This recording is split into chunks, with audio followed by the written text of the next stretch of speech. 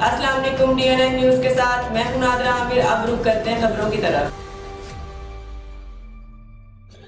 خبر شامل کرتے ہیں خوشاب سے۔ اسسٹنٹ کمشنر تحصیل نورپور تھل علیزہ ریحان کا ایک اور عوام دوست اقدام۔ ڈاک بنگلہ سے ملکہ آبادی میں ڈسٹرکٹ لائٹ چالو کر دی گئی۔ عوامی سماجی حلقوں کا زبردست خراج تحسین۔ رپورٹ کر رہے ہیں ہمارے ڈسٹرکٹ بیورو چیف راجہ نور الہی عاطف۔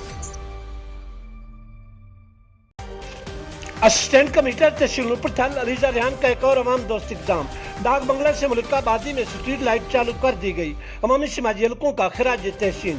نورپور تھل کی ڈاک بنگلہ سے ملکہ آبادی میں ایک عرصے سے اسٹریٹ لائٹ خراب تھی، جس کی وجہ سے جہاں رات کو نمازیوں کو مساجد میں آمد و رفت میں دقت کا سامنا کرنا پڑ رہا تھا، وہاں شہریوں کو اندھیرے میں مشکلات درپیش تھیں۔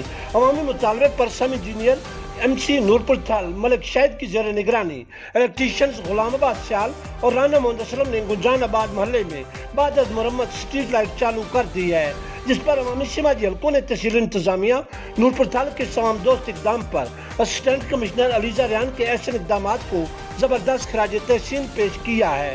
واضح رہے کہ علیزہ ریحان نے جب سے بطور اسسٹنٹ کمشنر نورپور تھل اپنی ذمہ داریاں سنبھالی ہیں، وہ اجتماعی عوامی فلاح و بہبود کے لیے تواتر سے احسن اقدامات کر رہی ہیں۔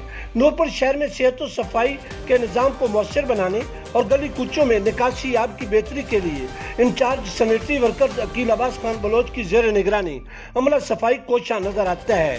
دریں اثنا اسسٹنٹ کمشنر علیزہ ریحان نے نورپور تھل پریس کلب کے وفد سے خصوصی گفتگو کرتے ہوئے کہا ہے کہ ہم تمام دستیاب وسائل شہریوں کی فلاح و بہبود کے لیے بروئے کار لا رہے ہیں۔